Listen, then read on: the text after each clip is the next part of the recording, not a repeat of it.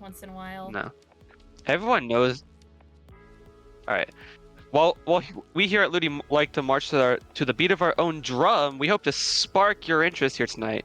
We know it's not always about that bass, but will the Imperials take it tonight? Who knows? As we go into our match in Division 10A, Drum Bass versus Spark Imperial. I am Lagoon, joined by my co-host Carnival. It's Ludi. It's tonight. It's everybody's favorite night. Ludi tonight. We're here. It's week 3.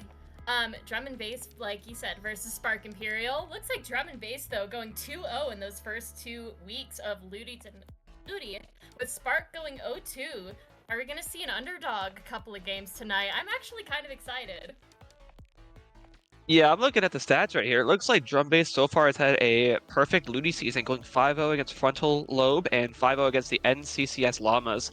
Spark has been able to get games off both of their competitors, Andromeda and Paladins, but this is the time they're gonna have to really get back into here. As we're, week 3, we're halfway through, but like, I feel like once you get that third loss in Ludi, it's very hard to make any sort of playoffs. So this is Spark's time to, shine like the star that their banner is, and try and get the win over here over Drum and Bass. So we'll see if they can get not only Drum and Bass first loss game of the season, but also their first loss set of the season. And we're gonna start here week 3 on game number 1, Clan Blitz, Barnacle and Dime. Ooh, everybody loves a good Barn Dime Clan Blitz. It's honestly kind of a slog to get through an underdog situation in this sort of map and mode, specifically Clan Blitz. Oh, buddy, that basket right in that pit of doom. It's kind of hard to get the enemy team out of there once they're in, but hey, a good breakaway special, anything like that could really help them out. I'm actually kind of curious to see what these team comps are, because we do not have anything right now. So Yeah. it'll be a surprise for you guys and for us both. Yeah, and plus this is one of the maps that recently got changed. So there's that new bottom left area. Oh, Ooh. oh dang! They switched it on us. How dare they? It's Scorch Clan Blitz. We got false information. How dare they? But you know what? We go back. It's fine. Actually, starting off in game number 1, Clan Blitz Scorch Gorge, which this is a I feel like this is the Clan Blitz map, really tried and true, and we're gonna see how both these teams start and feel each other out as we head into game 1 here. Ooh, looks like we are seeing a ballpoint and some splat dualies on the side of, I believe that would be Drum and Bass. While we see a Squiffer, a Decapitator, even a Blaster here. We've got a pretty interesting comp from the side of Spark Imperial. As you can see, Drum Bass goes 1 down in the first couple of seconds of the match, with Spark Imperial going forward, trying to take a hold of mid. That's Squiffer fighting those dualies, but to no avail as they go down with that clam. Yeah, also on the side of Spark, it's noticeable they have the vanilla blaster, not the new custom range blaster, which I feel like I've seen pop up everywhere. And they have that Swiffer there, which is going to be, it's going to be good against the shots and the dualies on the side of Drum and Bass. But I feel like the ballpoint from Drum and Bass is going to do a lot of shutting it down. But Spark is 2 down right now, and they have the cleanse makeup. It's 3 down from that Inkjet from Gamez, and they have a power clam, and they're looking to push here early. Absolutely, we can see Gamez dunk that clam into that basket. They're 3 and 3 on either side. They're about to start loading those clams into that basket, with Spark Imperial an early couple picks, early lead on Drum and Bass, but they go 2 down. It's 2 and 2. They are forced to retreat as they go 3 down, and as Drum Bass is back up into their area, unable to get any more clams into the side of Drum Bass. Spark Imperial needs to take control of that mid as fast and as quickly as they can. Yeah, and Spark Imperial also was really smart with the end zap. They were last one alive, they had Kool-Aid, got back, they made another power clam, so if they're ready to push again, they're ready to go. But on the side of Drum and Bass, they have 2 power clams down. But again, Spark Imperial is doing a really good pushing in. Gamez up there, the Bubbler is down from the Blaster. They are looking close, tucked a pot on the Squiffer, just waiting for the right time, waiting for the Jet to go out. Dualies are down, but they can't quite get in. They're so close. The Zip's coming out. Again, there's just not enough time to go through. No one of their teammates are able to pick up the power clam. Drum and Bass when he goes out, they get the pick, the recall, but Pastel is able to stop the push with a triple kill. Incredible gameplay over with Pastel here as Drum and Base is controlling the clamp economy. They have that inkjet up. They are ready to pop it as soon as they are ready to push. Drum Base goes one down. They are at the disadvantage here, but we can see that they are zipping and zooming. I think that's that shot over there that goes down to the blaster, but that cooler is up, which means an instant respawn for them. Dark Imperial keeping a really good hold, really good defense on the side here, and we can see that crab being charged with that blaster underneath the bubble. That poor crab did not stand a chance. Yeah, the crab was forced to kind of just roll away. It looked really funny in that angle. But again, Spark has so many clams. It's really hard for Drum and Base to even go forward. But this ballpoint is, you know, the main player of the game right here. They're the ones being able to hold up with the Jets. But the Jet from the side of Spark is able to get them from the decav. They're going down and they're ready for another big push here. They have so many clams to get this going. It's just whether or not Drum and Base is going to be able to hold them off again. Oh my goodness, and we see Gomez going in with the power clam once again. Base is 2 down, while Spark Imperial takes another really good chunk out of that point. They're down to 44 against Drum and Base's 100 points remaining, but Drum Base able to easily push Spark Imperial out of their area. Their clan escape is back up, but Spark Imperial is not letting them take mid that easily. We see that Swiffer just going absolutely ham, getting a double, fighting against that crab. Oh my goodness. That Squiffer had beef with that crab. He was targeting him on site, and now again, Spark Imperial is again so pushed up into Drum and Base's little elbow area here. But again, Drum and Base still has a bunch of power clams. They have the clam that the ballpoint has, and their pity clam still on the side. But Octopod with the snipe on, I believe that was the end zap, trying to just stay alive right here. They're still so pushed up.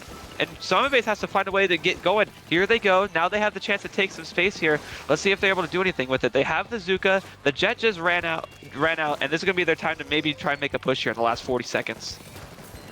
Absolutely. We can see that Drum and Base might have the advantage here, but not for long, as we can see that Zap going absolutely bonkers on the side of their elbow.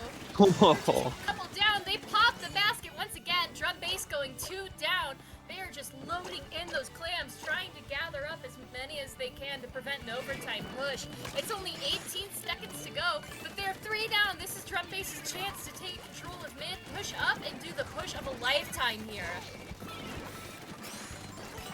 Yeah, Drum and Base is going to need 4 power clams. They have 3, so they are in a possibility to get it, but their shot goes down with 1 of their power clams. They're down to just their splat dualies, and now it looks like Spark Imperial just has to play safe.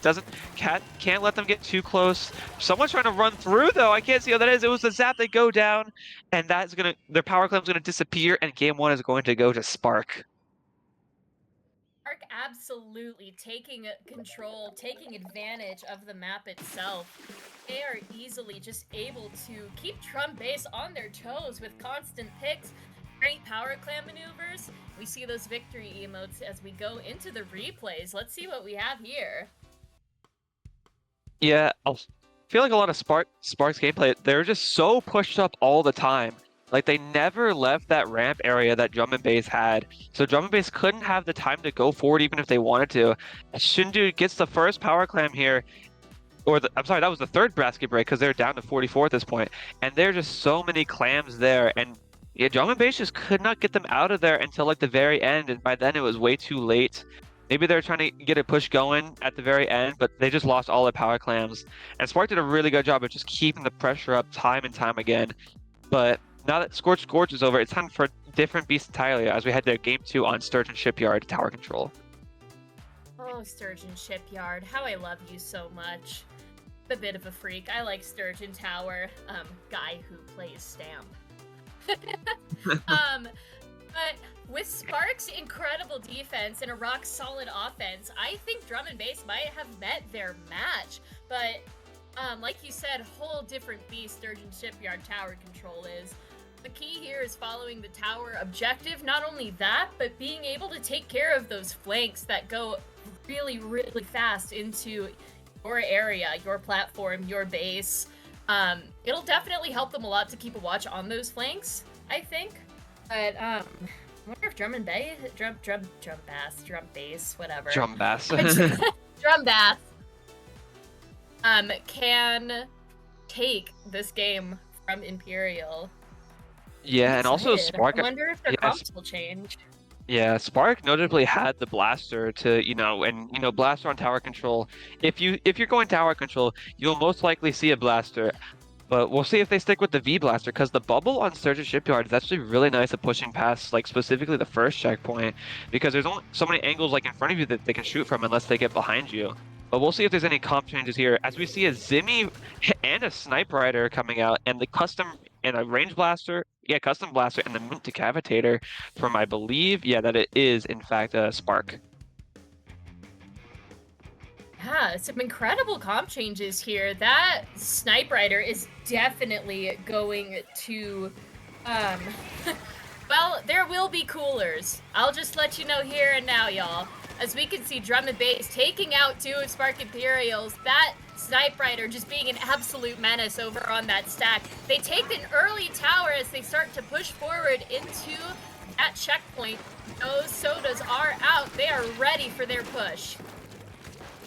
Yeah, and Drum and Bass doing a way better job this time. The Pencil is super pushed up here. They get the pick on the range blaster. They're coming, but Sparkin's trying to come from behind. They're all in mid, and they're able to get the pincer onto Drum and Bass. And I think they're basically one down. The Sniper Rider's still up. They get 2 picks, and again, they have the man advantage just like that. The Sniper Rider providing so much pressure on the mid. The Zipcats are coming up from the Squiffer just to try and annoy the Sniper Rider, but it looks like they're just jockeying for position in mid once again, as Spark is able to claim tower. Absolutely. We see that amazing 3 down on the side of Drum and Bass. Spark easily taking that tower, riding it. Got the sodas on that tower as they push forward. They take the lead, just barely hit first check. It's going down. We can see, oh my gosh, Kirmado over with that Kraken, just absolutely decimating Drum Bass. Got that bubble on the tower though, so it's not over yet. Yeah, that bubble's gonna provide so much stall pressure for Octopod on the Sniper Rider. He just picks off the Octoshot was trying to go up there. They're at the second checkpoint, and this is where it gets really bad, because this is a very big snowball map once you get past checkpoint 2. So Octopod going for the Zipcaster, trying to just cause some more chaos. The Stamp is coming out from the Mini, and they're just going to go on. Oh my goodness! Out, and Drum and Bass is going back on the offensive here. What an incredible wipeout from that Zimmy. Just like I said, playing that stand on this tiny little tower. Those shockwaves are more deadly than you'd think they are. With that Zimmy showing an incredible gameplay over here. My goodness. They're just going absolutely ham over here with those triple ink strikes. As Spark goes 3 down once again, Drum and Bass at the first checkpoint. They are not ready to let go of that lead so easily. They're past checkpoint 1, pushing up into their base. That Stamp coming out again and getting another! Oh my goodness! This Stamp is unstoppable! Deathly is going so far in with these hammers, finally get taken down, but Drum and Bass is about to pass checkpoint 2. Are they going to strike the stall? They are! They're taking the lead here! And Spark and Imperial finally able to start getting him off, but Drum and Bass are still in there. The Mini's still on, and now it looks like they're finally hopping off. It's just the Sniper Rider. They have cooler. They're calling for jumps as the Range Blaster sees the tower, throwing a bomb, gets the pick on the Mini, but Pastel is able to get away somehow. Oh, wow! There's been so much happening. Forcing that shot into the grate was a really smart maneuver on their end, but they are going to need a lot more than smart maneuvers. They're going to need an advantage state in order to decimate the lead that Drum and Bass has taken on them. They take the tower, they're pushing forward, they've got that bubble up, coolers out, they are ready to go as they are pushing forward, taking pick after pick, going along that objective line. Drum Bass goes 2 down, this is their chance! Oh, the Zuka on the side! It gets a double pick though, and is able to stop Spark's push entirely. Octopod's still there. They're just jumping in. The Squiffer goes down. Gomez in there trying to get picks, gets taken out, and Drum and Bass is able to defend the tower successfully and push it back to mid. But in the final 60 seconds of this match, there is still a lot of time to try and get this tower forward. Again, very snowballing map. Once you get it far enough, it will keep going and going. So we'll see if Spark is able to get it back to at least the score of 8, but it looks like 2 down the range blaster is going crazy now, trying to get in. It's just them though, and Drum and Bass is looking really good heading into the final minutes of this match. Yeah, Spark Imperial losing a bit of their footing here, just going down pick after pick, as Drum and Bass seems to finally have found, well, their spark, I guess you could say. They're pushing up, just taking out one after the other, making sure they stay on that tower as long as they possibly can as to not cause an overtime.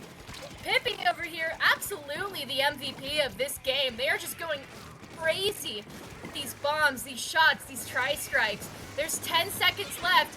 Spark Imperial's got to do this if they want to get that lead again, but it looks like it is going to be unable to happen as Drum and Bass, with an amazing offense, takes the game. You say the MVP is was the Octoshot. I had to give it to Daffy on the mini. Those hammers getting that wipeout when they're on defense, and then getting another triple. It was either double, triple kill when they were making their push, but they provided so many picks and so many kills and so many opportunities to move the tower forward or get the tower out of their base. So yeah, both of them did really well here. Speak of the devil, and they will appear. We see Pippi over here on that Octoshot. Absolutely going ham with those triple ink strikes I was talking about earlier. Getting able to push, being able to push from and Spark out of their area and into the checkpoints. They go past checkpoint 1. It's honestly just a collaborative effort. Oh my god, that hammer. That double hammer was so good for that push forward. And again, just pushing this Squiffer back and just not giving them the chance to look at the tower. I was such a good hammer from Daphlia and such a good pressure follow up on that pressure to get that push down to 8 and get the game over Spark. But now we're heading into game 3. Undertow Spillway Rainmaker. Ooh. That's all I gotta say about that one. Ooh. This is an ooh map. Yes. This is the map mode of all time. Undertow Spillway Rainmaker is really all about luck, in my personal opinion. It's all just whether or not you're going to be going the left checkpoint or the right checkpoint. More often than not, we see that right checkpoint, but that unankable corridor is really the downfall of most players on that map. Bubble Trouble could be good here. Yeah, especially with the new patch that put in that got rid of the uninkable thing on after you push past, I believe, the left checkpoint or right checkpoint if you're on defense. It's so easy to now just because now you can just swim through it. You don't have to walk anymore. You could swim and get so many points so quickly. So I think if you go down wipe out, and if you're not coolered after your opponent gets first checkpoint, you are not done. But it's really hard because if they get that dunk, I mean obviously it's over. But it's so fast to just go through there now. So you have to play very carefully once they push back into your first check and they get near the grates. But we'll see if there's any more comp changes. That blaster seems really good here, but we'll see what happens. Ooh! Talk about strange comps. We see those Galugas come out with a head and a ballpoint on the side of Spark Imperial. Some very interesting changes here. I'm guaranteeing that Spark Imperial is gonna get that pop though. Unless they don't. No, Drum and Bass got the pop, and again, this double Splatling comp from the side of Spark, that's Spark, and then it's that's so interesting to me. But Drum and Bass immediately getting this first check. Yeah, the right check is a check to go to if you're just looking for quick points, and your opponent is 3 down like Spark was in that moment. But now it's time for Spark to get their legs back underneath them. Again, which is very interesting comp. I mean, it makes sense. The ballpoint's there for the Inkvacs, the jet from the decapitator, and this carbon playing off all the paint that both Splatlings are providing. It's just whether or not the carbon's going to find enough room to actually get in and get those picks, because you just have to go with your friend, the decapitator. But right now, it looks like Drum and Bass are keeping up their very dominant paint control right now, and we'll see what happens going after this first minute. But it looks like they're just going to keep on rolling past this left side of the first check. Oh my goodness, they are just getting barraged with these 4 specials. I think that was, what, 3 specials? All aimed at that Rainmaker? That poor guy did not have a chance. Speaking of chances, that Booyah Bomb is coming out. They lose the Rainmaker. That Carbon Roller somehow stays alive as they get control of that Rainmaker, and they push up into mid, trying to find picks. Sharking in that area, we can see they're not able to get anything quite yet. The Decapitator going down to that unfortunate ballpoint splatling. But looks like Drum and Bass is keeping a really good hold on that checkpoint. They are not letting them pass. Yeah, Pastel with that Inkjet there was like so just keeping that Rainmaker in that one spot under I don't know what you call that, like left cave, I guess. But yeah, now it's time for Spark to get the vac out. And again, they just kind of are stuck in a spot where they can't move forward. They're 3 down. It's a 2v1 right now. It's just a decap on the Gomez goes down, and that was a delayed wipe for Spark. And Drum and Bass is going to have another chance to get even more points on the board and get it farther and farther past the first check, which is very important in Rainmaker because, yeah, you have the first check advantage, but if the other team breaks your check, there's going to be they can really get past it really fast. I've said this in other matches I have commentated, but sometimes you are a Rainmaker main. That Rainmaker being easily able to push past, not past that check, but close enough to the edge where they can safely just leave it there. But Pippi, with those Lugadoolies, just absolutely decimating the other team here. They are taking a decent hold of mid. Seems like Spark is unable to get much past that. Oh my goodness, that Zuka just out of nowhere spooked me. That Zuka coming in, trying to aim for the Rainmaker, but not getting a pick. We are 3-3, as we can see they are just trying to hold on to that Rainmaker, trying to get it as forward as they possibly can. They unfortunately lose that Rainmaker. They go 2 down. They're about to go 3 down over here, as we can see World G just absolutely destroying the other team. Pick after pick, they are 3 down once again, and they're gonna push up here into that left side. They're gonna push into that left side checkpoint. They've got those sodas. They are pushing past now at the 48 point mark, 44 point mark. They're 3 down. This could be their chance. Wipeout. A wipeout, and they dunk it. Oh my goodness. Remember what I said about wipeouts after first check are gonna be not gonna end well? That's the proof. They got wiped out at the worst time as Drum and Bass were starting to push back past the left side on first check, and Drum and Bass take the knockout here on Rainmaker Undertow and take their second game over Spark Imperial. And after that first loss, seems like Drum and Bass has found their footing. They're just easily, as you can see here, able to push that Rainmaker upwards and onwards, as I say, with those sodas being out and that wipeout really helping them get the dunk. That Carbon, you can see, just trying their best to no avail. They go 3 down here, they get that wipeout right now, and then they just push forward, dunking it before anybody from Spark can even respawn. Yeah, they weren't even on the battlefield yet. Their feet hadn't touched the ground, and that was just such good timing on the side of Drum and Bass. They went around the Greats pathway as the rest of their team was still fighting the other 3 that were there, and they were able to get all of those picks that they needed. And they didn't even need their team to paint up for them. They were able to just go.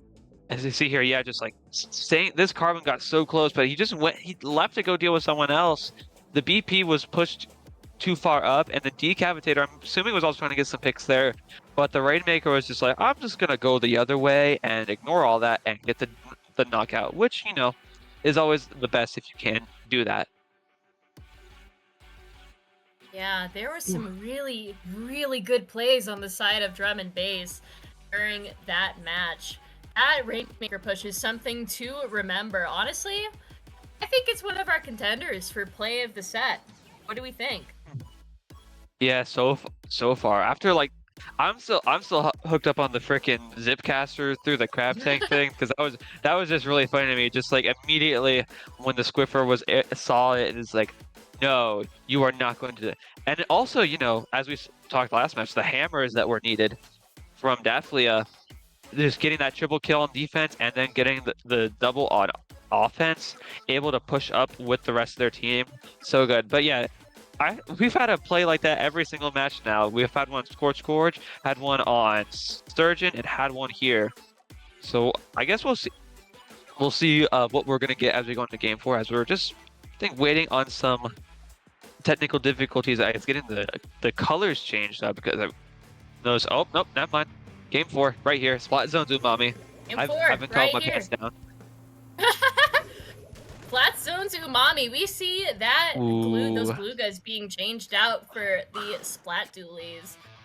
Oh my goodness, is that a Dynamo? I see it on the side. This is a very good Dynamo map. Yes, this map is super good for Dynamo. If it's standing top mid, it can paint both zones very easily. But you have to make sure it's protected, which is why the ballpoint's also there to protect it with those shots. But again, jockeying for a position right now, and it looks like, I believe the names are not up yet, but I believe Spark is in purple and Drum Base is in green, and they're just fighting for position. None of them can quite get a grasp on zone for long enough because they are just going back and forth, mostly over this right zone. This Dynamo is going to provide a lot of space here, 3v3, and it looks like Spark is finally able to, no, I'm lying, Drum Base is finally able to get this position and going to start trying to get the lockout here. Absolutely, we see Drum and Bass being able to just go forth, take the lead back from Spark Imperium. That crab not lasting for very long as that Inkjet sees it and immediately destroys it. They go 2 down to that Booyah Bomb. Spark going back in control just for a second.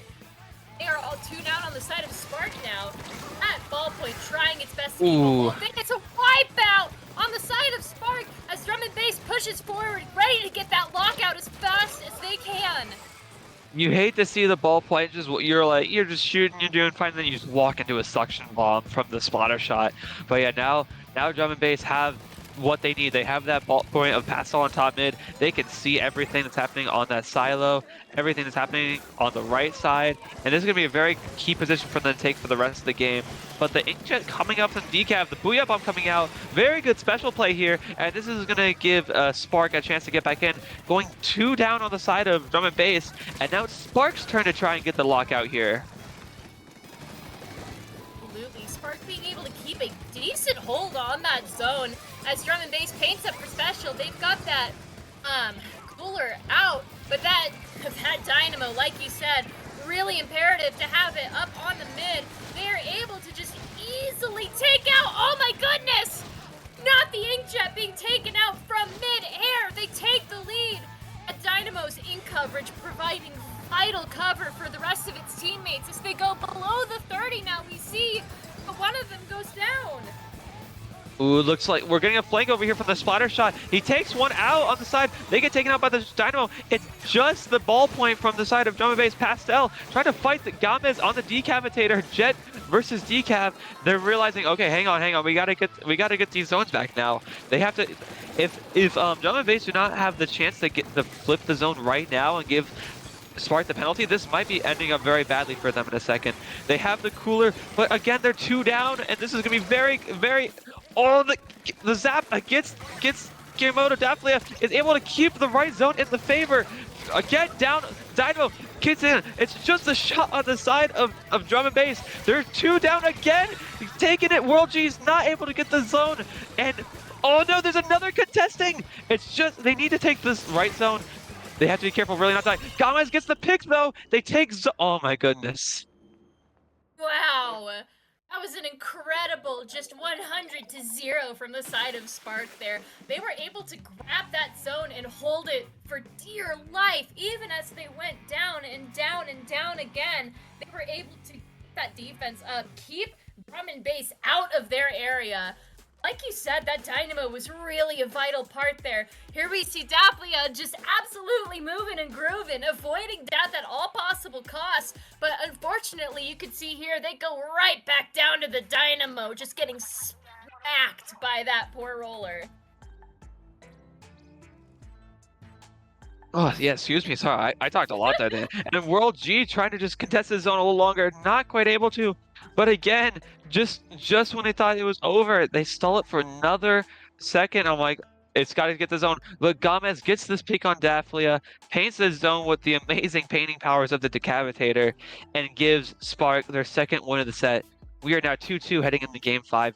We've got 5. In this set, we may have said the underdog, but it's been pretty even so far, which is always cool to see. Seeing this back and forth tug of war between these teams.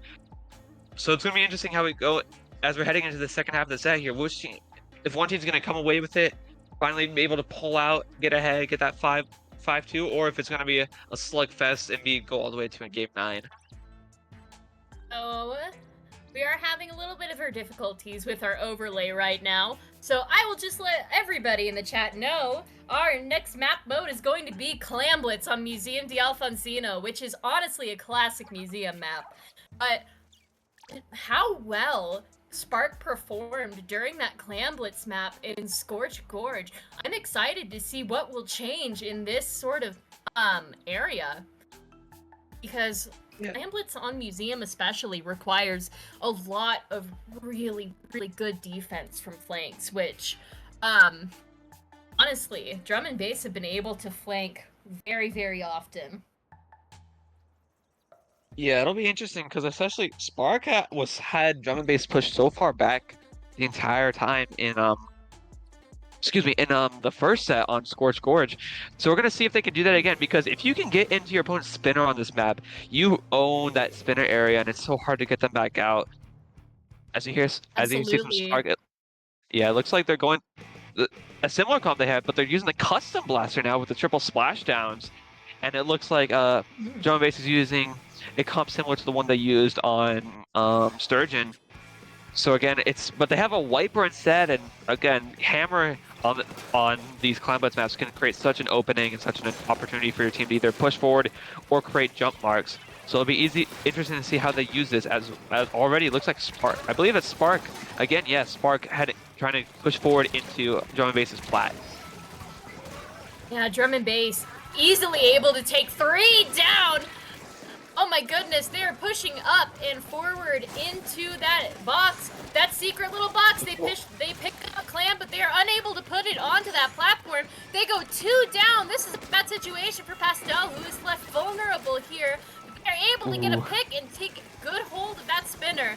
Here they go now with that stamp going in as a distraction, but unfortunately they are able to get that clam all the way up. Here they go now, and they move up with the clam, going up into that basket, trying to get a dunk, and they are able to break the barrier, but Amez over here just absolutely getting a good hold. Unfortunately, missing that flank by Drum and Bass, able to throw a second power clam into there as they're finally able to get them all off of their platform.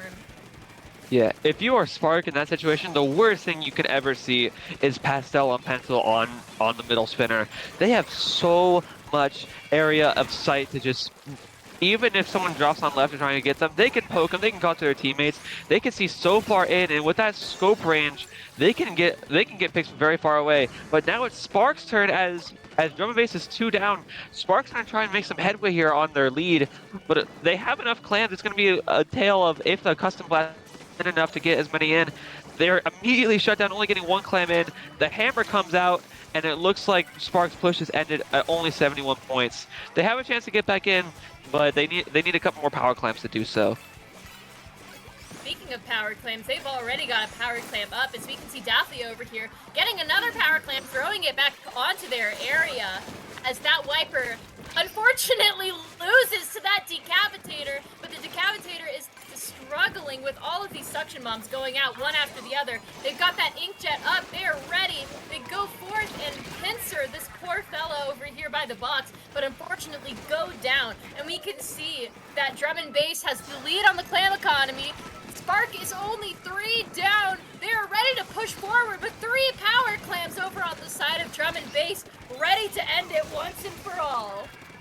Yeah, Shindude here is just playing a lot of defense, just trying not to die. Unfortunately, they do go down, and Drum Bass is going to have an enormous push here if they can just get this one last pick on Octopod. They do, but the Decav, they go the wrong way. They don't see the other 2, and they get another power climb in and clear the penalty all in one shot, down to 40 for Drum and Bass.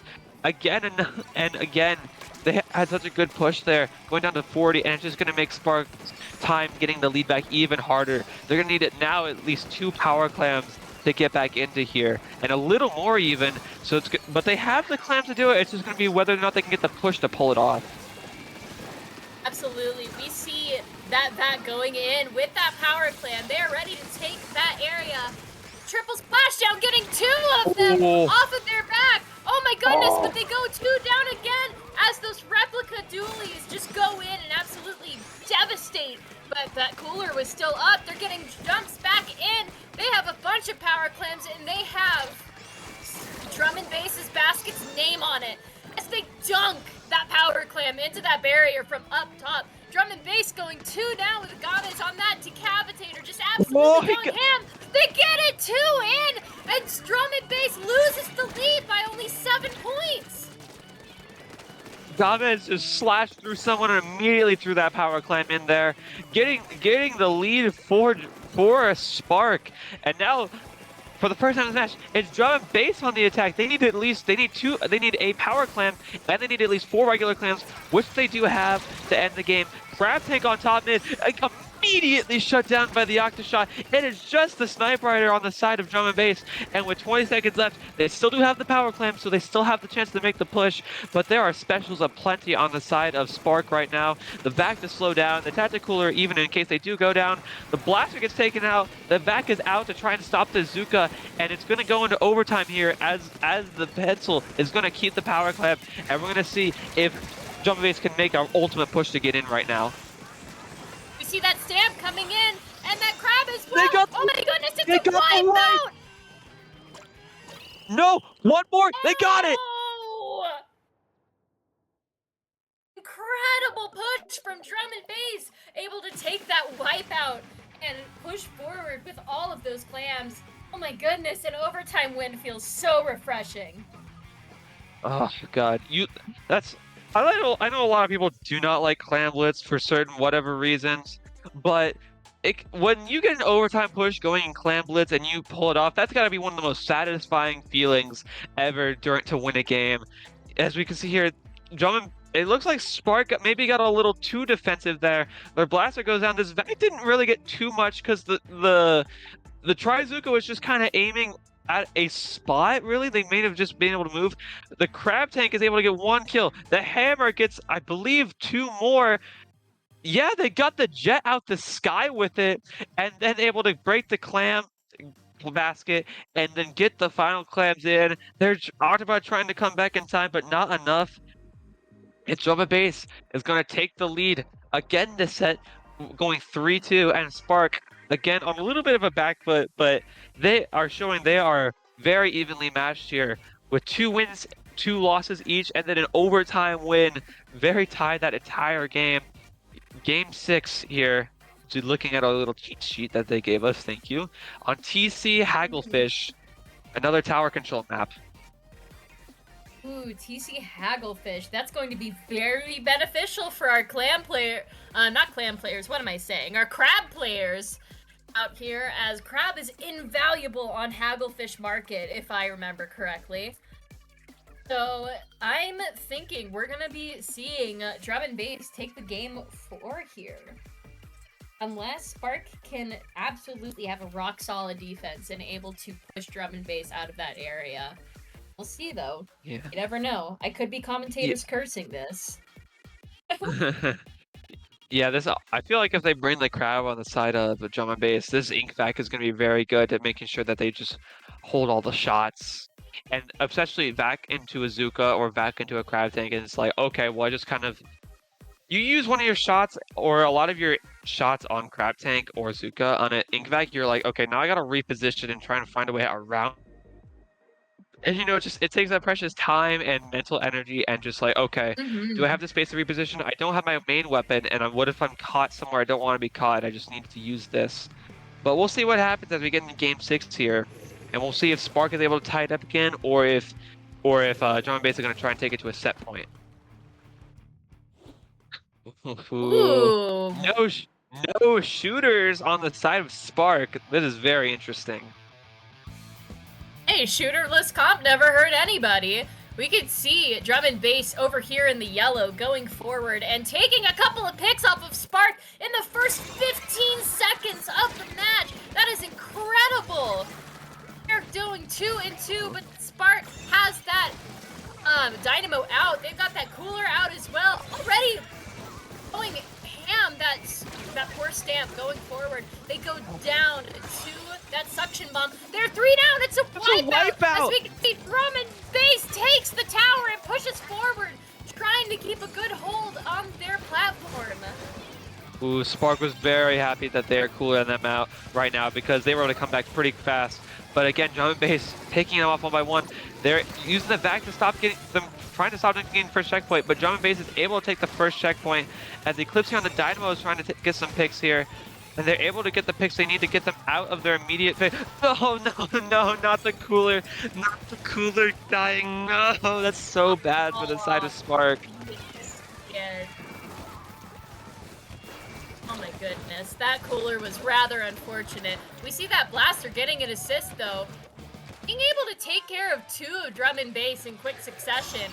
Able to trick underneath that platform. The Kraken is out and they are going forward trying to dislodge that pencil, which just so happens to fall underneath the glass. They're fighting against a wiper. They make a trade though. It's 3 down on the side of Drum and Bass, and Spark has the advantage here. They just need to use it to grab that tower and push it forward as far as they can. With that Trizuka coming out, getting no picks. That Stamp has come out though. They are ready for it. Yeah, Pastel doing such a good job of looking over mid. The Jet from Gomez trying to get it, not quite able to. And now Drum and Bass is back on the offensive. It's just the Dynamo on the side of Spark. And Pippi again having the bombs to throw out. The strikes coming out to try and stall them from getting back to tower for a little longer. And now it's time to go in. 1 pick down, 2 picks down. Oh, the Dynamo just went down 2. Decav's down. And it looks like the Ballpoint trying to do all they can. They get taken down again by Pippi. The Blaster's finally able to take him out. 3v2, they're still going further past the second checkpoint and they get it here. 2v2, they gotta make a stop right now on the side of Spark. Spark unable to push that tower even past checkpoint 1 is huge for Drum and Bass. Drum and Bass being able to aggressively take that platform and push them out as much as they can. With Gomez over here facing an unknown enemy. See the 4 of Drum and Bass grouped up. They try and take out that Inkjet with those tri-strikes. Unable to, as Gomez takes a hit from Pippi. Ooh. They go 2 down with that Dynamo getting Daphlia, and they lose the tower. Yeah, and it looks like this Kraken from Kuramato is trying to just make some space in order for Spark to get closer. But again, this pencil on the side from Pastel is doing so much job at just holding space. And it kind of makes you honestly just afraid because there's this laser sight. You know if you get too close, you're going to get shut down. But the back out from the Ballpoint, able to help push this first check and get 2 down on the side of Drum and Bass. It is Pippi on the T-Tech. They are going to go down to Gomez on the Charcoal. And it is time now for the Jet to not get any picks because it gets taken down, but they're still trying to get past first checkpoint. There are so many specials around the tower right now. The Kraken gets it. The Stamp gets the pick on the tower. It is just the custom range blaster stuck up there trying to, Kuramato stuck, can't do anything. The Wiper kind of come in, take him off. The jumps not able to get anyone in, and Drum and Bass is able to stop this defense heading into the final minute. This is going to be, Spark has maybe 1 or 2 more opportunities to get this tower down to 29. Absolutely. They are just cutting it so close to the wire over here. They go 1 down. Cooler is up on the side of Drum and Bass, so they're not letting Spark get that lead so easily. Pippi over here zipping and zooming as we can see them try and knock out those flankers on the side with the bombs. And Drum and Bass goes 2 down and they're instantly back up because of Cooler. They're just fighting over here in neutral, trying to get as hold of the tower as they can. Eclipse goes down. We see Games over here getting a trade with Pippi, but they're just unable to get a good hold on that tower. Drum and Bass is rock solid offense, just taking out one after another. It's the final seconds. Goes that Kraken on the tower. There's 3 of them on the tower. This might not be the best play as we see that Stamp go in. Oh my goodness. They kill that Stamp instantaneously though. They have have that back out. They have those coolers out. Strikes are coming Dynamo's out. ready for those GG strikes. Oh my goodness. A wipeout, and that is unfortunately the end of Spark's push. Ooh, you hate to see those GG strikes. I got so nervous when there was 3 on tower and I saw a stamp coming and I'm like, oh no, Shockwave, oh gosh, oh no. But yeah, the strikes coming out from the side of Pippi, just being like, okay, we're done here. Strike the tower, got a wipe out in the end, and yeah, those GG strikes really able to do a lot. Also would like to apologize and if Games is watching this back and we mispronouncing their name for like the entire set. I thought it was pronounced like Gomez. So I'm just like, roll with it, but Games makes more sense. Apologies. My deepest apologies. Yeah, but you see here the hammer from Daphlia just trying to go in, not getting the pick, and Octopod again backing, but as soon as you see the strikes come out, you're just like filled with dread. You have to stay far back enough, but you have to be able to get up a little too soon. Everyone just goes down to those strikes, and this is now putting Drum and Bass into the set winning game here on game number 7 on making myself have some more time. Robin. Sorry. You're good. I just found it and I'm like, Now, Rainmaker Robo Robin, I feel is honestly very similar to thinking more about it, very similar to Rainmaker Surgeon, because you have that, right side checkpoint that's very easy to know, very quickly go down and dunk, but that left side checkpoint leads you into a situation like Sturgeon, where you have that uninkable turf that goes straight to the final checkpoint. It's kind of the same here. If you want to go fast, very early opening first checkpoint, you want to go right, but it's not the greatest to go for the second checkpoint. So the left is where you're going to want to go to if you get that wipeout to make a straight shot for the final check. So it's going to be interesting to see. I believe Drum and Bass was able to get the Rainmaker win and the knockout, so it's going to be very interesting to see if they can finish their set in a similar manner here and able to close this out and keep their set streak alive and go 3-0. But Spark, as we see, is not going to go down so easily to these guys, and they're going to make as much of an effort as they can to go all the way to Game 9 to get their shot at redemption. Absolutely. As we move into this set point match, I am honestly quite excited to see if Spark is going to get their head in the game, get their feet on the ground, hopefully able to push Drum and Bass all the way up to a Game 9. I'm actually very excited for this one. A match point's always going to be a little bit of a nerve-wracking experience for the losing team. But we are just deciding here on what these comps are going to be. We're ready. I'm ready. Ready. Yeah, I feel like, again, they're going to try and take out that ballpoint nouveau from Octopod to just try and get those back pushes, because they are, again, if they can get that working on that map, and it's a straight shot in order to get to the final checkpoint, it's going to be so effective. But I guess we'll have to wait and see what the comps are from Drum and Bass. Makes sense, their last comp that won them the match. On the side of Spark, we have the ballpoint nouveau, but something different, a Neo Splash-O-Matic. Now, we saw a lot of talk. I saw a lot of talk about this on Twitter earlier this week, being a new weapon, and this I feel like is made to farm strikes in order to deny area space. So we'll see if Spark puts it to good use here. Absolutely. But it seems like Spark is already one down, with Drum and Bass being able to take out that one. They're unable, none of them are unable to move into that mid. As we see that Stamp get absolutely obliterated. That Dynamo's got the cooler ready. They're going to throw it out for their teammates. And they are able to move into neutral as they are trying their best to take that Rainmaker, but oh my goodness! Getting an instantaneous crush from that Dynamo to stop those, to stop that Trizuka really helped them out here. As we can see, they've got those ink strikes out, and they are ready to start pushing forward into that checkpoint. But I believe we're gonna see that Crab come out soon and be able to try and stop them. And I was correct. They go 2 down on either side, but Seems like Drum Base has the Rainmaker. They go into that sneaky checkpoint, and oh my goodness, first checkpoint gonna go to Drum and Base. That's what I was talking about. That very quick checkpoint off the side of mid. So sometimes you do want to go for that left checkpoint to start your push on the left immediately after, but that right checkpoint is there so easily, so tantalizing. You just like, I gotta take it, gotta take the easy points right now as we can get them.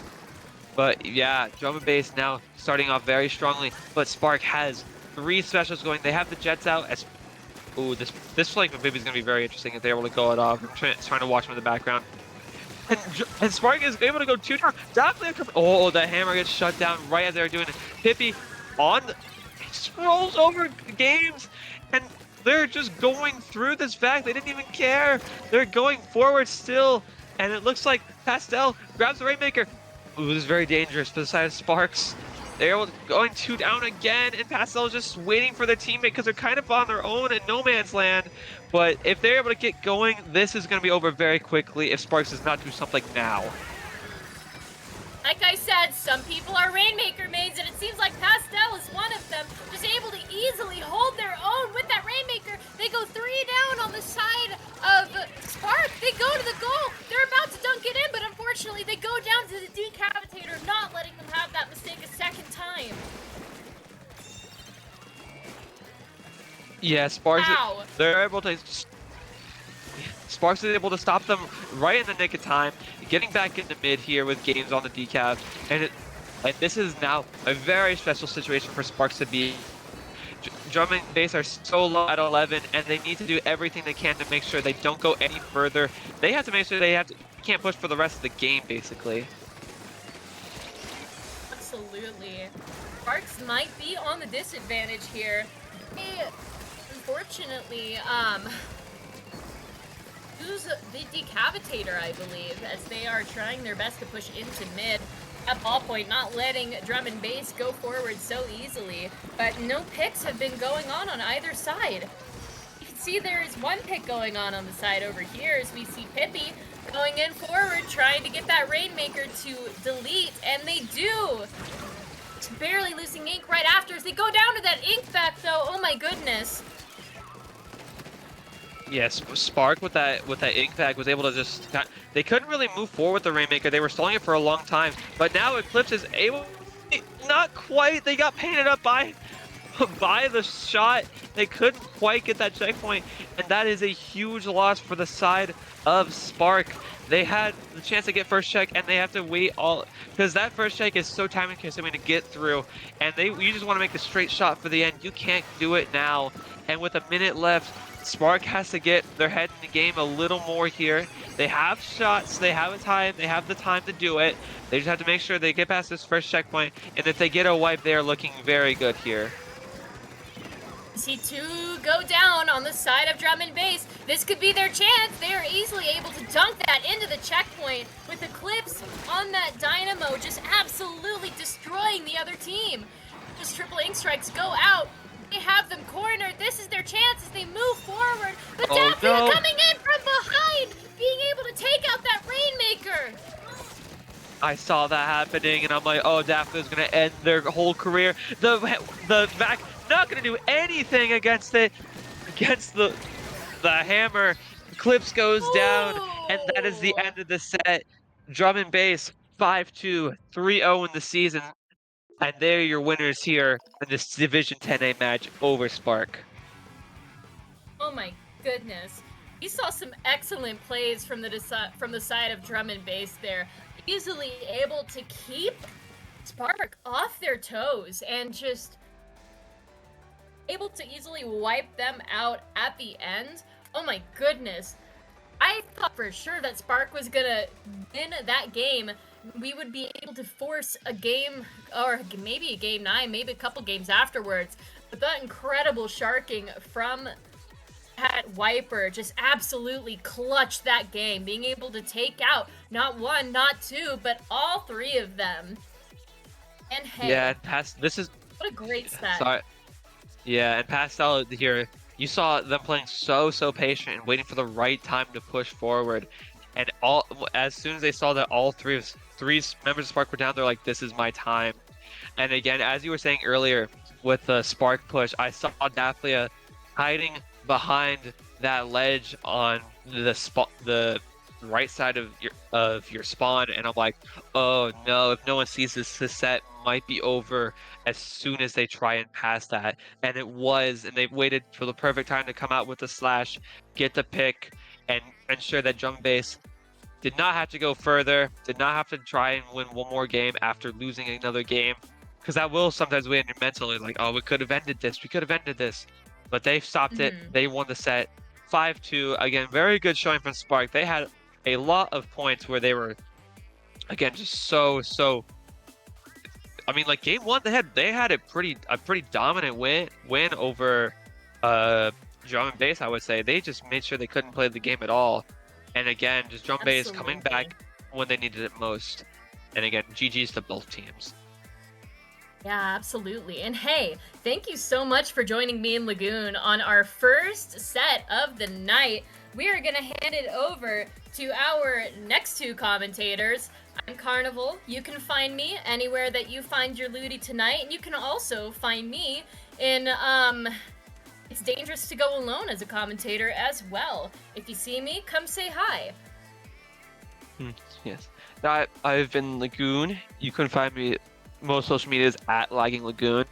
I'm also playing in Ludi, looking for more commentary opportunities, so this has been a very good one. But these next two, we have a Div.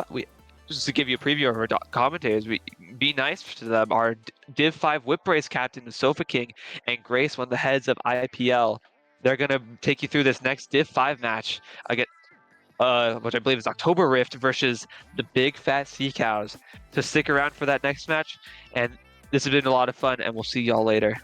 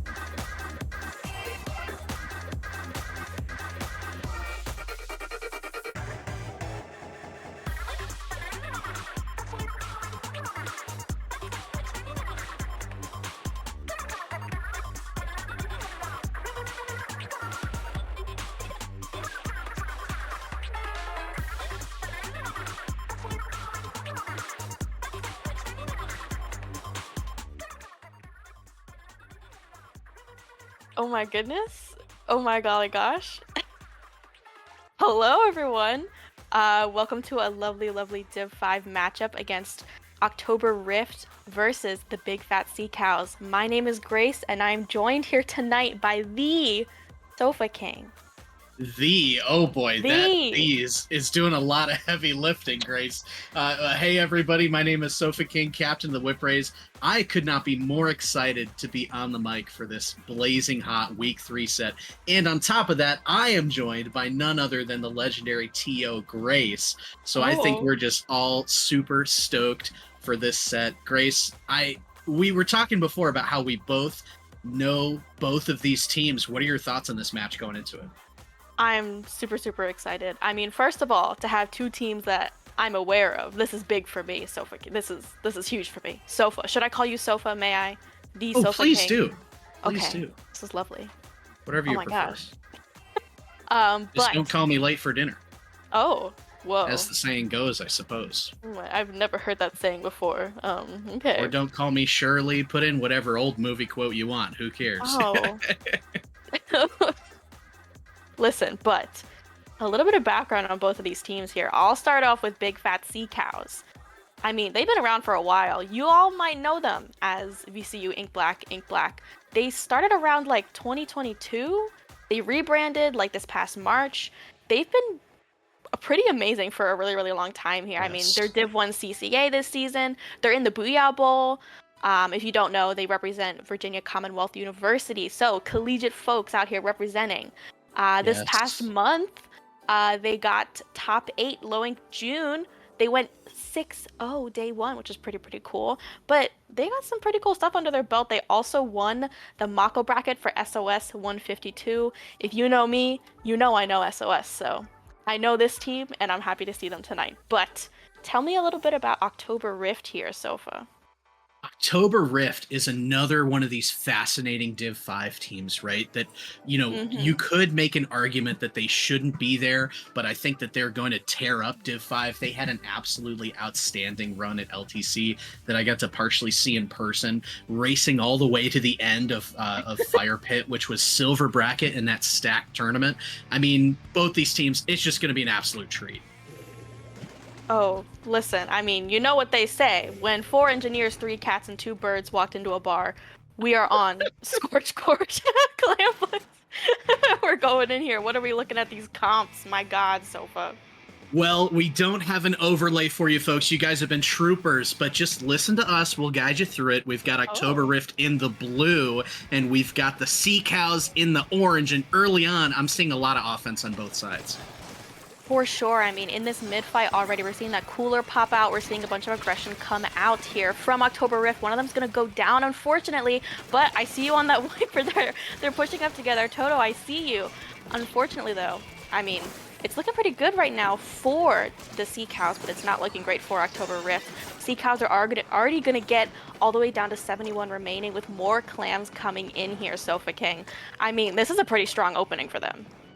Yeah, a nice opening push. They did get it below 60, which is kind of that mark that you're looking for. However, their clams will run dry. They were forced to go 2 down. Sect trying to make a difference here in mid with 1 going down. But Grace, who do you think is going to be the X factor? What's the weapon that's going to shine in these 2 comps? I mean, I'm a junior fan myself, so I'm hoping for some nice junior moments here, but for the real star, it's going to be these Zukas here. Amaris is going to get a really, really nice pick here, crucial in opening up mid and also to get some clams in here, but they're going to have to manage their clam economy here. I see them throwing them at each other, but some specials are coming out here. Oh, but I think they died before that screen could pop out there from the squeezer, so the members of October Rift, is that an overlay I spot out of the corner of my eye, Sofa? I mean, that's pretty cool, but... That is pretty cool. We're working on getting the colors right, so don't... Oh, the colors are right! Oh my goodness! Rejoice, as 2 will go down for October Rift as we see a member sweeping in here and try and get a nice Duke trade, and it looks like we could get another push from the Sea Cows imminently. I mean, you love to see it. The clam economy, they're passing them left and right like crazy. But the members of October Rift have done this dance before.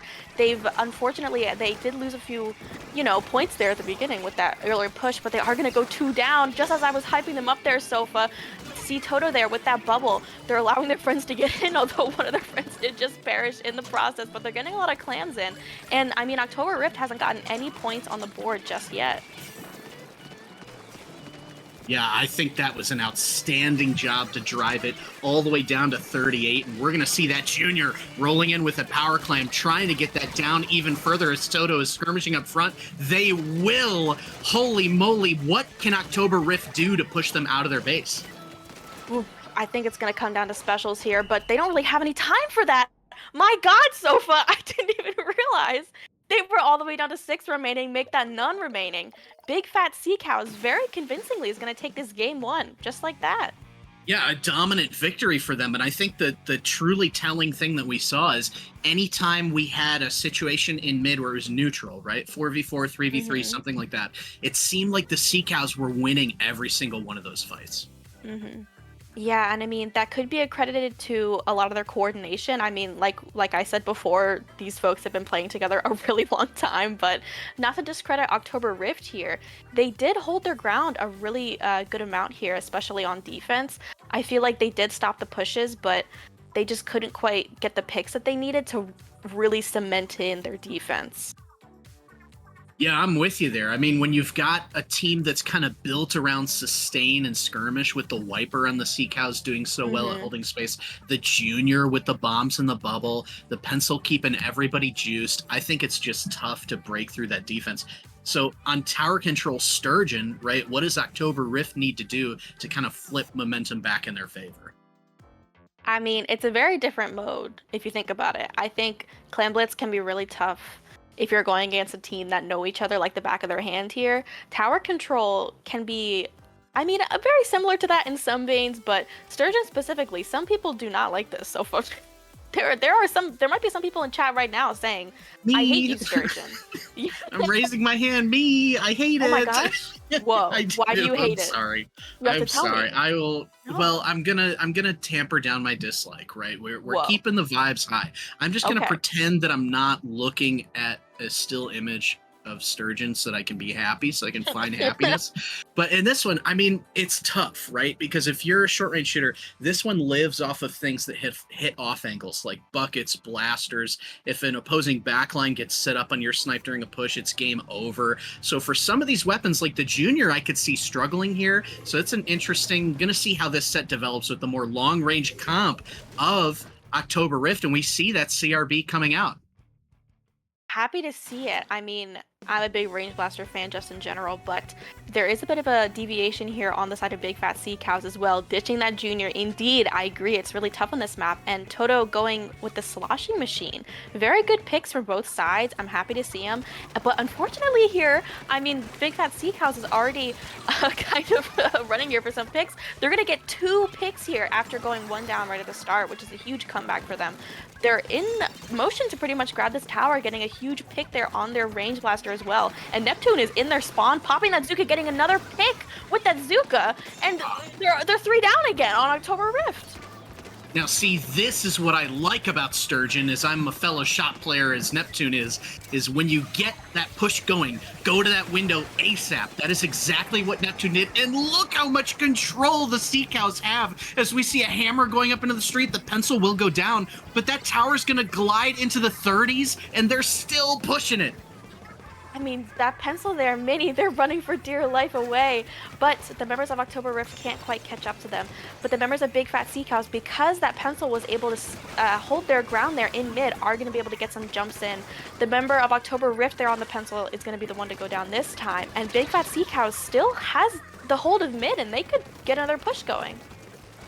Yeah, that was really interesting. It seemed like October Rift was trying to break out without like special resources or anything going on there. Maybe a bit frantic here, but we see several members of Sea Cows coming into a very dangerous area, but still winning the fight in spite of that, as only the Pencil is left and they're setting up in window again.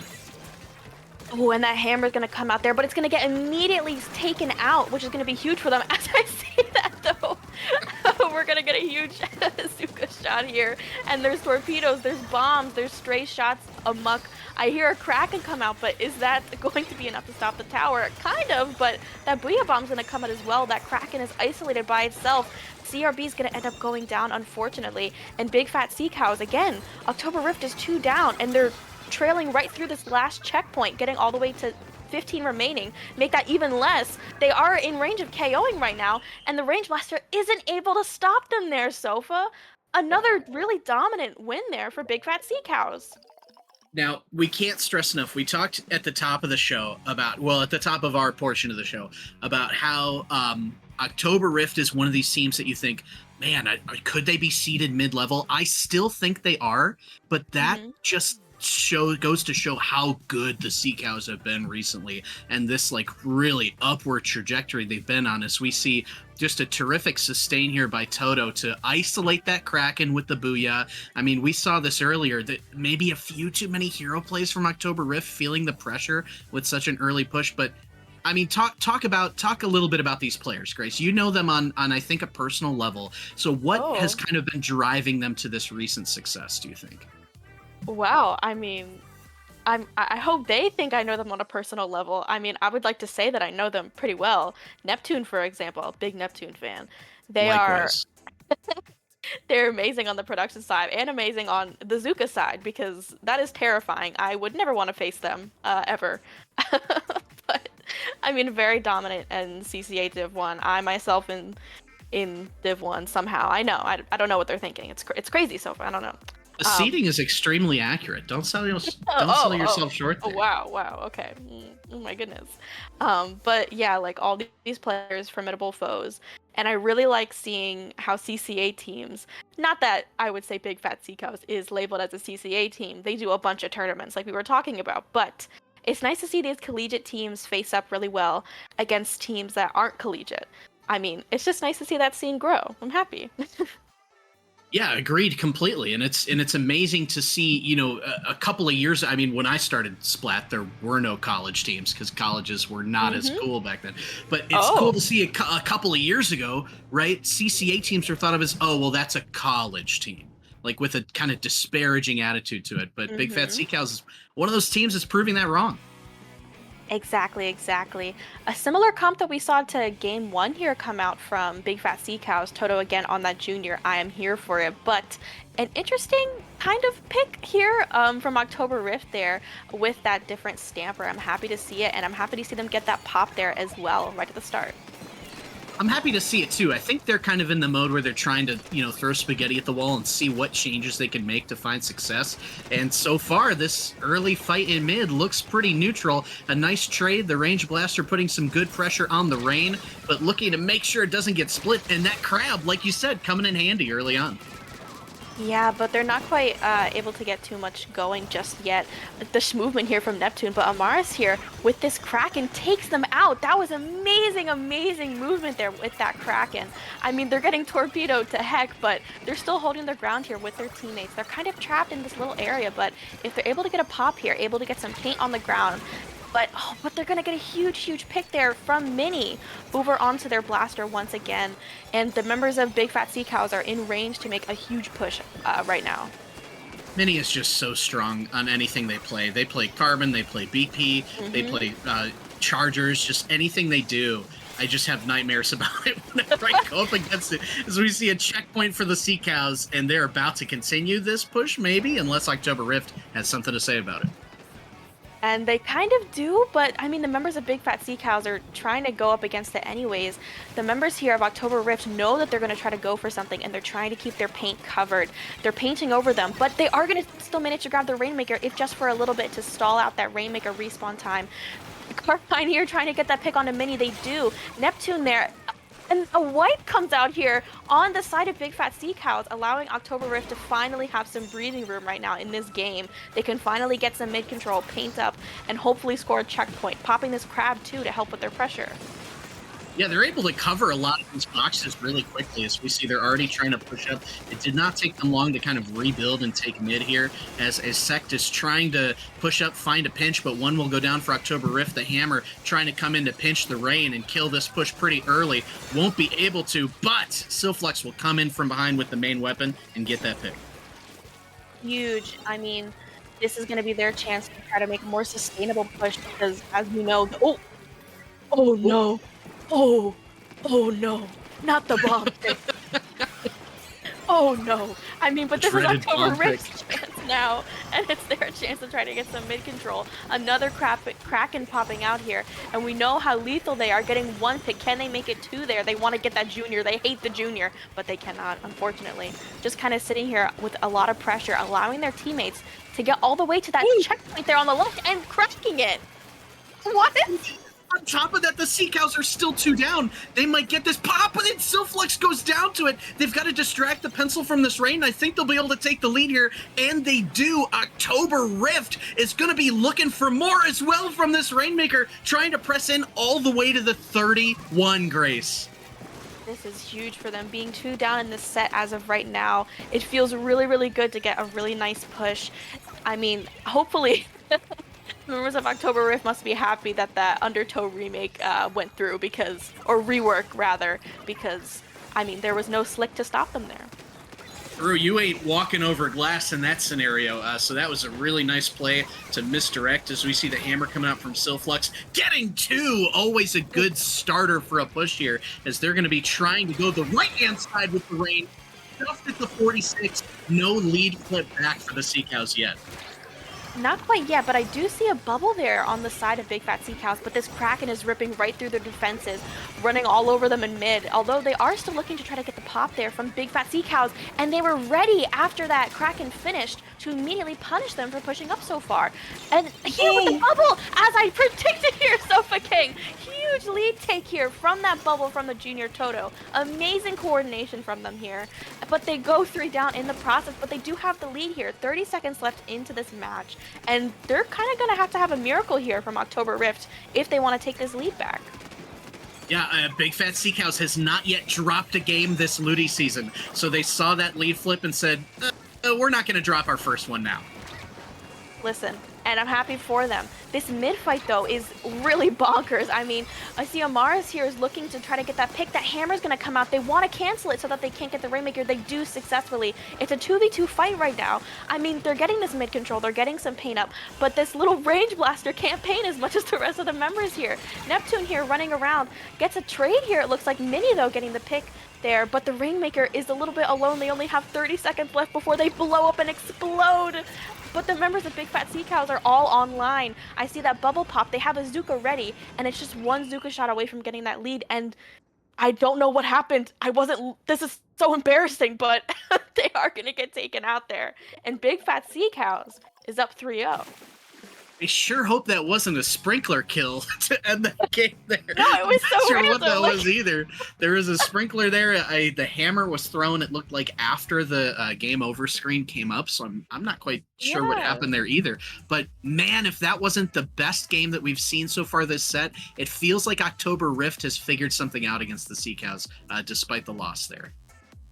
I think it has to do with the Kraken. I mean, unfortunately, this is a sad clip for them. They didn't quite get the pick they were looking for here, but I think that Kraken really rips through their defenses, and it's an aggressive special that they really need to go against the aggression, the picks, and just everything that Big Fat Sea Cows have been throwing at them. Yeah, agreed completely. And I mean, that bubble was just in such a crazy position where eventually it looked like the Rainmaker went down to a bomb popped against the side of the wall, but it was done in such a way where, like, even if the Rainmaker had died to that as soon as it exited that wall, it was still going to be a lead flip. So, like, Toto just getting that bubble in the exact right place to be able to guarantee that that game would come back their way. I mean, when I saw them make that first push on the right-hand side, I thought, no, guys, like, they're getting too frantic. They're not taking that long route, but I forgot about the bubble. It changed everything. Every time I play Rainmaker, listen, my junior friends out there, my rare species, you know, Rainmaker, Undertow, you love to make those pushes with your bubbles right there. As soon as I saw that bubble that was ready on the side of Big Fat Sea Cows, I knew that that's what they were gonna go for. So I'm happy that they didn't get taken out so that they could do that push successfully. But like you said, October Rift, it's looking up for them here. I know it's 0-3 right now and it's a little bit nerve-wracking, but they're sticking to their guns. Is that a gal there from Amaris? Yeah, very interesting comp switch, but I think you're absolutely right. They have to shake off the score, don't look at the scoreboard, and realize that you're getting better. Try and push that momentum to something else. But Grace, do you think that this is the answer from October Rift, this faster comp? I mean, it seems to be working so far already here. So far, they're going to get one down. That was a huge pick on Neptune there, huge aggression. But their gal, in turn, Amaris is going to get taken out. And I mean, their Stamper is putting a lot of work trying to get some pressure, trying to get another pick to come up here. And they aren't quite able to. But they are sectioning off the members here of Big Fat Sea Cows. But they are going to go 2 down in that process here, Sofa. I mean, the clam economy is looking pretty good for them. October Rift, that is. But Big Fat Sea Cows are trying to make a push of their own. Yeah, this has been, pretty even early on as we see the Zuka coming out. I am pretty sure the Zuka got several members there pushing back the pencil as Amaris is going to be rolling in for a pinch with this gal. Can you call someone over to try and help? No, but you're getting the jump out either way. You get the clean pick on Silflux. That's 2 down. You're juiced up in October Rift. It's looking like they're a whole different team in games 3 and 4. And I'm happy to see it. This huge whale's gonna pop out here from Amaris. They've got 7 clams. They're ready to push up here with their teammates. But their shot is gonna go down right during their crucial push. I mean, the cooler's gonna allow them to come right back, but they have lost a lot of pressure right now. Their shot, their gal, they're really trying to get some pressure up, but they keep going down in numbers. Big Fat Sea Cows, their defense is just rock solid. Yeah, I mean, it's been impressive to see the gal holding their own, but the Sea Cows just said, oh, we're going to ignore the gal, just shoot. Everybody else is walking forwards. But another fight in mid that seems to be neutral or going the way of October Rift, and they just have not let up this pressure. So much pressure. You're so right, Sofa. I mean, they are a little bit backed up here, and this Zuka's going to pop out at an amazing time, but they don't quite get any picks with it, which is going to be so huge in allowing the members of Big Fat Sea Cows Big Sat Cows. They're going to allow them to kind of come back into mid here. But the members of October Rift do not want to let them get back in here. They're trying to section them off and push them back onto their plat to maybe get some kind of lead here, as neither team has scored any points so far. Yeah, this game is bloody. It's going to be all about special usage. As we see one member of October Rift going down, a sect is going to be pinched. Oh, but is able to get the pick on Silflux. Rolling out here into mid is traded back out. And my goodness grace, every time I look up at the board, it's 2v2. Every single time, I swear. But this is good news for October Rift here. I mean, they're going to pop this Crab. They're going to pop this Zuka. They have a Power Clam online. That whale as well is about online as well, and they do end up getting a huge pick here onto Neptune, onto their shot. That is one less Zuka to worry about right now. They're trying to get this mid control, but I do hear that hammer pop out, unfortunately ripping through their defenses once again. Their gal's gonna go down, and the members of October Rift are floundering, trying to keep their control of mid, but the members of Big Fat Sea Cows are just tunneling in. They're coming onto them. Oh, but they do manage to get one pick here to make that 2 picks once again. And they're going to try to get back into mid. This is just an eternal mid fight right now. And I mean, October Rift, it is looking up for them, but as much as they keep going 2 down, they have to crack that clam basket. Finally, in neutral, they did not also go 2 down, which will allow them to slowly creep forward and score. October Rift has another power at the ready. Can they get it in for the insurance points? It looks like Mini's going to be holding them back. A couple more clams come in, and now the pencil's the only one left, giving control back to the Sea Cows. They don't have to do a lot to take the lead back. Indeed, and hopefully they can here. I mean, it would look pretty nice to be 4-0 right now, but October Rift does not want to let them get there quite yet. Members of Big Fat Sea Cows are getting onto October Rift's plat. They're popping the Zukas. They do get a huge pick there onto their pencil, and that's going to be crucial in allowing them to push up here. Neptune is ripping through them, trying to get another pick with their teammates. That bubble's going to pop as well, and they're throwing singular clams at the clam basket. Sure, why not? And they take the lead. I mean, that bomb is going to take them out here, but they still have the lead. 59 remaining is quite different from October Rift's standing lead, and they get all the way to 53 remaining now. I mean, the members of October Rift, they have a power clam. They're gonna get another one because of that failed push there from Big Fat Sea Cows. But the Zuka Pop is gonna get 2 members here of October Rift, and Neptune is just on their plat again. And the members of Big Fat Sea Cows are also on their plat here, Sofa. They're pushing up onto them. They're not letting them have any breathing room. Despite having a power clam, despite trying to get some resemblance of a push, they can't get in there. Big Fat Sea Cows are not letting up their offense onto them. Neptune says this way, to who, Neptune? You're the only one over there. You're in their spawn. And the members of October Rift can still get a lead here. It's still overtime here, Sofa. I've been talking for 8 years. Everyone must be so tired of me. But they're trying their best, but that bubble's gonna pop. And the members here of October Rift just cannot get to the basket in time. I might be biting my words, but no, I don't think so. And that's going to be 4-0 for Big Fat Sea Cows, very convincingly again. Hey, definitely was not tired of that, because what an ending to that game, as the Sea Cows were able to just storm back. I mean, some crucial Zuka plays on either side, but this was one of those games where it's like, the last person to push is going to be the team to win, and in that case, it just happened to be Sea Cows that time. And again, it seemed like we had a crucial bubble play, and again, the Sea Cows said, we have not lost a single game in this Ludi season yet, and we're not going to start now. And now, they are knocking on the door of a 5-0 sweep. We actually have a somewhat of an interesting situation. Those of you at home may have already realized that Clam Blitz on Museum is actually game 5 of the Ludi set and not game 4. So it seems as though Splat Zones on Umami was skipped in some capacity. We are chatting with the teams currently to see what exactly they would like to do about that. Whether or not, as you can see on your screen there, we may have done a mild oopsie and gone over Umami there. So we're going to try and work and see what the teams would like to agree to do. But either way, there will be one more game played. It looks like it has been agreed upon to just flip games 4 and 5. Umami Zones, or Umami Ruins Splat Zones will now become game 5, which is match point for the Sea Cows. Ooh, I mean, I wasn't going to question it because I was just so excited, but I'm happy we're going to see this anyways, because I'm happy that this has fallen into a more popular map mode. Oh my gosh. Yay! Take your screenshots now, everybody. You'll never see this kind of graphic on Ludi tonight again. Make your memes now.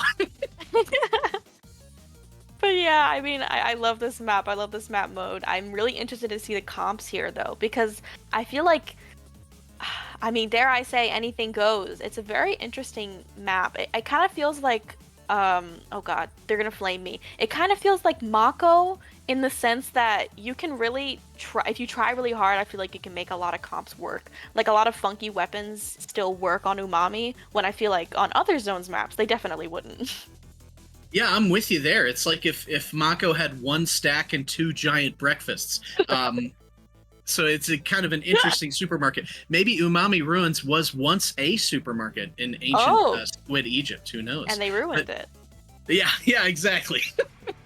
They ruined it. Inflation, no! No, society. In our last set, we saw Dynamo here. We're not seeing too many things different from October Rift, nor from the Sea Cows as we see that bubble come out again. But, man, do you think October Rift has it in them to get 1 game off of the Sea Cows? I definitely think they do. They're with that Kraken weapon again there. Amaris, I see you getting another early pick there onto their Wiper once again. This is going to be huge. Make that 2 down there. And Toto gets a really nice trade there, but the members of October Rift are ready. They're feasting. They're hungry in this ruins that maybe used to be a supermarket, and they want to take this game here so far. I can feel it. They do, and I thought it was extremely wise of them after that first fight in mid, because they got the quick, on Sea Cows, they got the quick Wiper jump back into the pencil, and October Rift did not feed back into that, so that was crucial for them to maintain control here. So crucial, but that control is wavering just a little bit.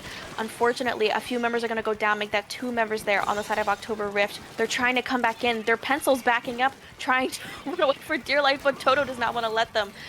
Well, they kind of do let them. They're like, okay, I'm just going to paint in your spawn a little bit then. But because of that, Amaris is allowed to get back in there with their Kraken. They're now behind the members of Big Fat Sea Cows, and they're putting up a lot of pressure, which might help them get the zone.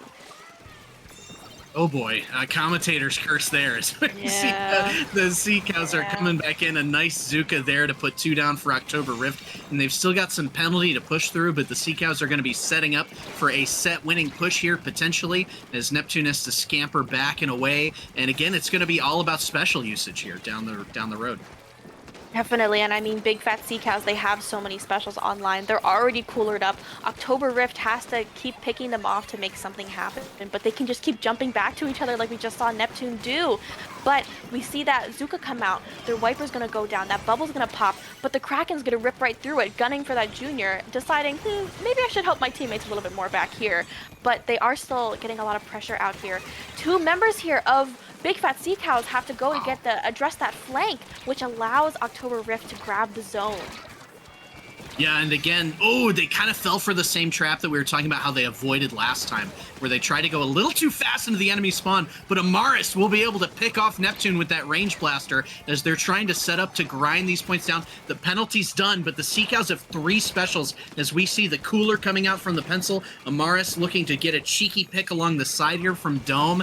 The Zipcaster coming out from a Sect, and a crucial pick on the Junior. 2 will go down for the Sea Cows, which will retain numbers for October Rift as a Sect is trying to get into the base here, trying to get that game-winning stagger. And hopefully they're able to pull it off. The Kraken is going to pop as well. They're going to get a huge pick onto the Wiper. The zones are half and half. It's freaking me out a little bit, Sofa. But 2 members of Big Fat Sea Cows are going to go down. One of them just respawned.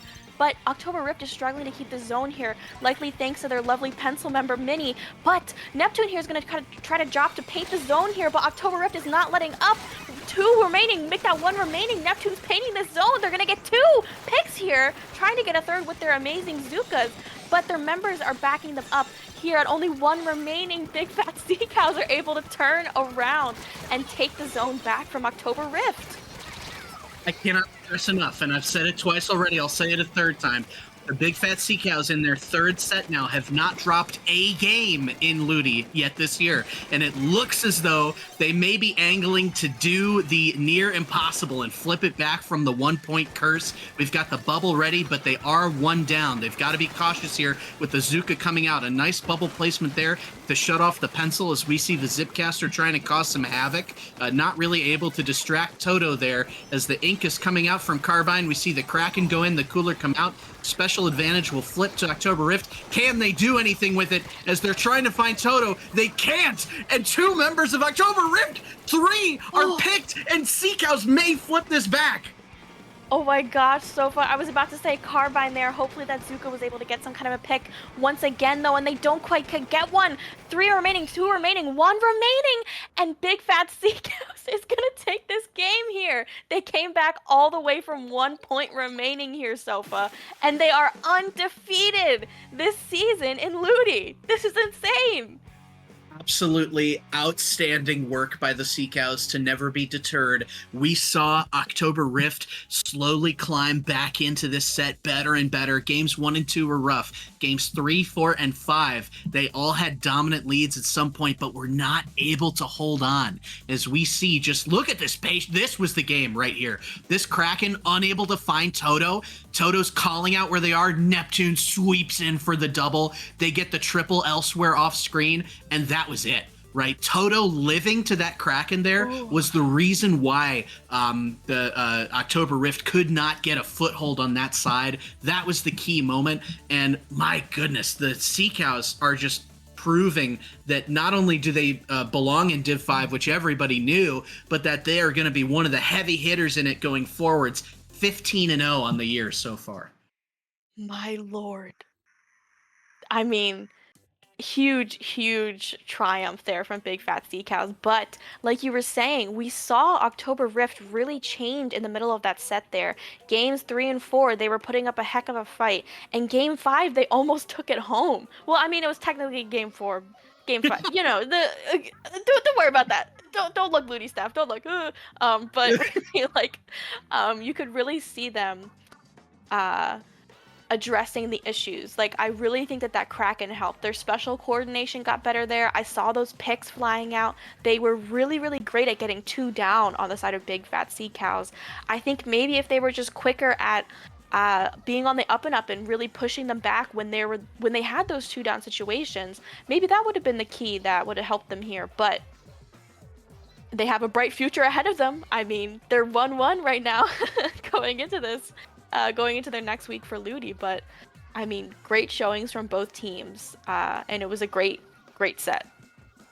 Yeah, this is one of those, I mean, we say it all the time, where the final score does not tell the full story of the set, in the sense that October Rift, I mean, games 3 and 5, if we're being accurate with the Museum Clams, I guess, were both games that were truly won by an insane bubble on the side of Sea Cows. And then again, Toto with an insane Kraken dodge in game 4 was another reason why they were able to win. So it's just, this set was so close, and I think the Junior was such an absolute difference maker. But either way, October Rift playoffs are not out of sight whatsoever. The Sea Cows are the big boy in this group, but there is still a lot of room for other teams in this group to show up. You've got Cherry Bomb. October Rift has already been able to defeat Kingdom Bane. You've got regular teams, so it's going to be a competitive group all the way through. But Grace, I just had an absolute blast commentating with you today. I thought you were terrific. I thought we made a great duo. Whoa. So where can the folks find you between now and your next time on the mic here? Oh my goodness. Well, you can find me many a times trying not to lose my mind in the SOS help desk over at IPL, but in a more sane, normal, lovely sense, if you will. You can find me sometimes on Twitter at Tubnug, Tubnug.